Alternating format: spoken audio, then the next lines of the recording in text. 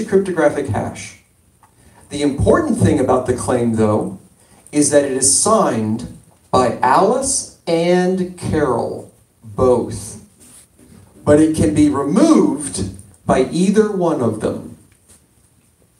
So both Alice and Carol must sign to attach this claim to the account. But either one can pull it off.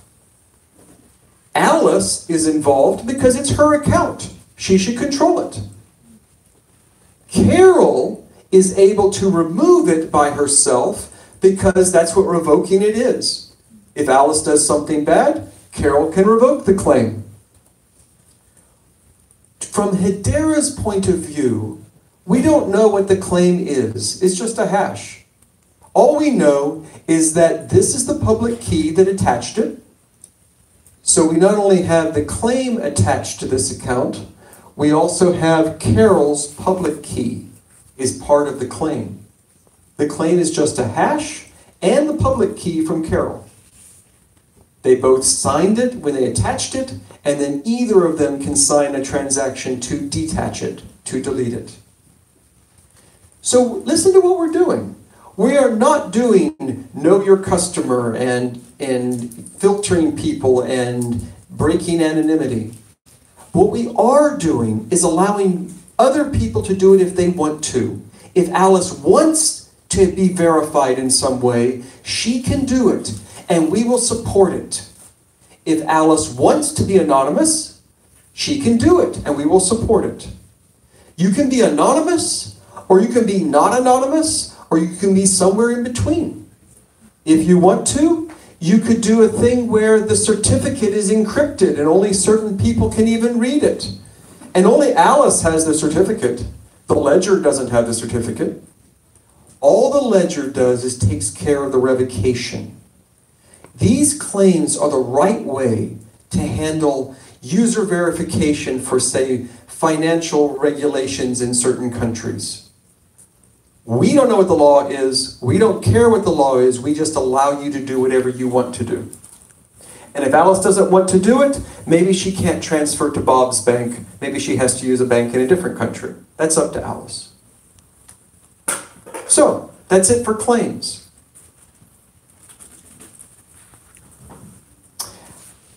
I'm going to go through just one more thing. This is realms and short addresses. I just thought you might like to see what an address looks like. That's an address in our system. That's a real address. That is an account. We don't do unspent transactions, we do accounts. And accounts have an account number, and they're short. It's just 3 numbers with dots. So this is a cryptocurrency account you can put cryptocurrency into. We also allow you to store smart contracts. A smart contract would look like this. We also let you store files. A file has an ID that looks like this. And the 3 numbers are the shard, the realm, and a number. Now, sharding we are not doing yet. Right now, we're running 1 shard. Everything is shard number 0. Someday, when we have more computers, we will run lots of shards. And that shard number will tell you which shard this account is in. So an account will live in a certain shard, which means certain computers will hold it. But right now we have 1 shard, so all the computers hold it. So anytime you want to transfer cryptocurrency to an account, you have to know its shard number. That'll tell you which computers are holding that account. And then it has a sequence number that just makes sure that all the accounts have different numbers. We are not using a gigantic hash as the name. We are not using a gigantic key as the name. We're using these very short numbers as names. It saves bytes. It makes it easier to type in account numbers. What about realm? What is that? That's a new thing. So on a single shard, so all the computers have it, you can have many different realms. And even today, when you create an account, you can decide what realm number it has. And in a sense, it doesn't do anything. If you want to send transactions to move cryptocurrency between accounts, then you just have to know what this number is. It doesn't matter what the number is, you just have to know it. When you want to call a smart contract, you just have to know that number. It doesn't really matter what the number is, and then you can call the smart contract. The smart contract is written in Solidity. Solidity scripts are able to see accounts and interact with them. They have their own naming scheme, and we have a translation between naming schemes. And Solidity is not the best language. We've started with Solidity because it is a standard. We do plan to support other languages that are better. But Solidity has this interesting fact that you can't run smart contracts in parallel. Because when a smart contract accesses an account, if another smart contract accessed the same account, you would have problems. So it is serial. But when you think about it, that doesn't sound very good. The entire shard freezes while one smart contract is running. I don't like that. It'd be nice if we could run smart contracts at the same time. So what we do is we say, when you create a smart contract, when you create an account, you pick a shard number. And then when the smart contract is running, it only sees the things with the same shard number. Now, if you want, just pick 0. If you don't care about this whole thing, pick 0 and it'll act like what you're used to. But if you want to, you could create some things with shard number 42. Realm number 42. And then that smart contract could run at the same time as a smart contract somewhere else. And it might actually run faster. And you are charged less if it runs faster. So that's what the realms are for. It's an interesting feature. It's a new thing that we've added to allow smart contracts to run faster. Well, that's it. I'm going to stop there. I have a whole bunch more features. We can talk about it some other time if you're interested. There's lots of interesting things that are different about this ledger, but this is just a flavor, just to give you a flavor of things that we've done that are different. And in each case, you'll notice you can still do things the old way if you want. You don't have to be different. But if you want to, you can do something new. If you want to, you can do it the old way. Always use realm 0. Always use a single key, not a hierarchical key. Always build smart contracts without a key. If you want to do that, you can. But maybe you can find some uses for these new things. I'll be curious to see what you do. So thanks.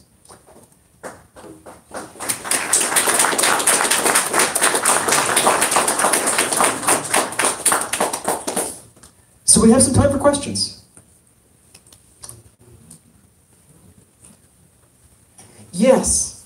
Could you talk a little bit about the number of nodes on the network, also the distribution of the tokens, how you plan to deal with fairness in terms of the distribution as well? And, sorry, I'll let you start with those two. Yes. So the nodes right now is a handful. We want to have a council of 39 members.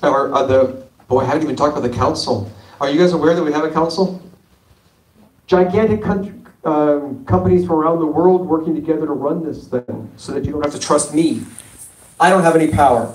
Now there are 6 members of the council, gigantic companies, the biggest telecom in Europe, the biggest like an Amazon of Latin America, a gigantic bank in Japan, there is Swisscom,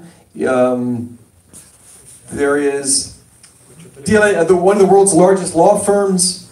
Did I get all 5? Okay. So we have the council running it, and so we want to have a council of 39. We'll have 39 nodes being run by them. That'll be a start. We will then add more nodes. At some point, we will have enough nodes that we can go to shards, and we will start having lots of shards. But that will happen also when the crypto economics works. And the tokens need to be spread out evenly, and that's what you're talking about. This is a proof of stake system. If they are not spread out evenly, we have a problem. If there are whales, if there is a whale that holds a third of the coin, they can destroy the whole system. It is incredibly important. So here's what we are doing. First of all, we are starting with the coins being released slowly. For about the first 5 years, we will not have even had a third of the coins released. So a whale couldn't get a third of the coins because they haven't been released yet. We also are trying very hard to release them spread out. We did some early SAFs, simple agreement for future tokens, and we did not allow people to buy a lot. We ensured that there were 1,000 investors in that round. And that was only for a tiny fraction of all the coins. And we are going to make sure that when we have it available, right now, no one can get coins from us. But as soon as we start allowing coins, we will make sure that it is simultaneously on major exchanges around the world, so that everyone can get coins at the same time, at the same day, under the same circumstances, no favorites. I think that's important.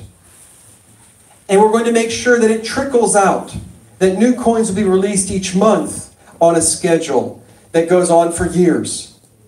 We are going to be watching very carefully things like the Gini index to see, are they being spread out evenly? We want it to be spread out for security reasons, for fairness reasons, for just the simple, you can't use the network without coins, so we want everyone to have coins. We're trying very hard for that. Oh, I told you we aren't selling coins. We are giving them away for free. Would you like some free coins? And my lawyer tells me we're not giving them away, you are earning them by testing the network. And the way it works is that you sign up for an account, we give you a tiny number of coins, and then as you use the network, you pay fees, but every time you pay a fee, you get back even more than you paid. So you're actually earning coins by testing our network. We had our phase 1 testing, and we gave away 5,000 accounts. It was a success, we've learned from it, we're making changes, and soon we'll be starting phase 2, and we want to have 100,000 accounts. If you go to our portal right now on Hedera.com, the actual URL is portal.hedera.com? Yes, portal.hedera.com. You can sign up. For the test program, you have to KYC. You have to give your passport or whatever, because otherwise one person would sign up for 100,000 accounts. And then we'd have the whale. We don't want that. That is not fair. So right now for the test program, you have to tell us who you are. But of course the plan is that when you actually get coins in the future, you can be anonymous. But for the test program, you have to tell us who you are. Go ahead and sign up. You can do that today. And when this test program begins, if you were one of the first 100,000 people, you will get an account, you will get free H-bars, and you'll have a chance to play with the network and earn more H-bars. But that's a great question. I think it is incredibly important in general, but especially for a proof of stake system, that the coins get spread out evenly. Yes? So the order of transaction is determined by median value of the 39 council? The median of all the nodes in the network. So, the council is who is in charge. The nodes are much more. So we have split consensus from governance. The council is 39 giant companies that try to give some stability to the governance. But the nodes, hopefully everyone on Earth will run a node eventually. Anonymous people, people in every country, thousands, millions, billions of nodes. The timestamp comes from all the nodes, weighted by how many coins they have. Doesn't it cost a lot of time to determine a lot of nodes? It's logarithmic. So 1,000,000 nodes takes twice as long as 1,000 nodes. The latency gets twice as long. And 1,000,000,000 nodes only takes 3 times as long as 1,000 nodes. It's exponentially fast. And the times we're talking about are a few seconds. So it's a few seconds times 2 or times 3.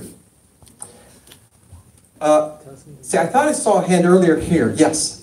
Yeah, when I first saw the project concept of the Hashgraph, Yes. I thought this makes transactions so fast so that the Bitcoin or Ethereum couldn't reach like a real-time transaction like what fiat money does. Yes. What's your real status at this moment? Yes. So we have optimized for cryptocurrency transfers, for payments. That's where we think we need to be really fast. And so the plan is still to be 100,000 a second. We can get consensus at hundreds of thousands a second. So it looks like we may be able to do that. We have optimized everything in the system for that. We have started slow. Right now, on our main net, we throttle it to be very, very slow. On our test nets, we let it be a little bit faster. Each month, we allow it to be a little bit faster. At OA, open access, when the whole world can use the system, we'll probably have it, I don't know, 10,000 a second, something like that.